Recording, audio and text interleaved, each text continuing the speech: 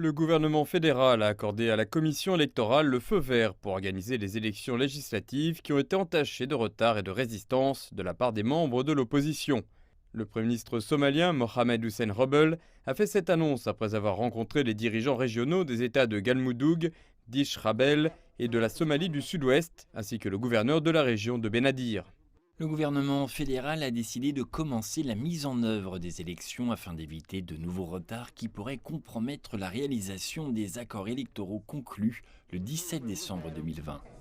Aucune nouvelle date n'a encore été annoncée, mais l'organisme de mise en œuvre des élections fédérales avait précédemment annoncé que les élections sénatoriales se tiendraient du 7 au 15 janvier. Ceci alors que le scrutin a été reporté 3 fois l'année dernière. Il est important pour le peuple somalien de renforcer son édification de l'État et de protéger les acquis de ces dernières années. Afin d'y parvenir et de tenir des élections transparentes tous les 4 ans, nous devons tous agir pour renforcer davantage le système démocratique de gouvernance. Par ailleurs, les politiciens de l'opposition ont mis en garde contre un scrutin partiel qui, selon eux, pourrait compromettre la paix et la stabilité du pays.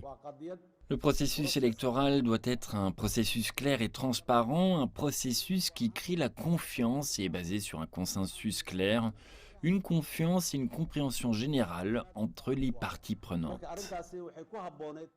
Le Jubaland et le Puntland n'ont pas encore confirmé leur participation au scrutin. Ces deux États régionaux et les partis d'opposition ont en effet accusé le gouvernement de chercher à modifier le résultat des prochaines élections. Le Jubaland souhaite que le gouvernement fédéral retire ses forces de la région de Gedo, l'un des 2 sites électoraux prévus pour les États régionaux. Mogadiscio a affirmé de son côté que les forces étaient là pour contrer Al-Shabaab, protéger les urnes et assurer une tenue pacifique du vote.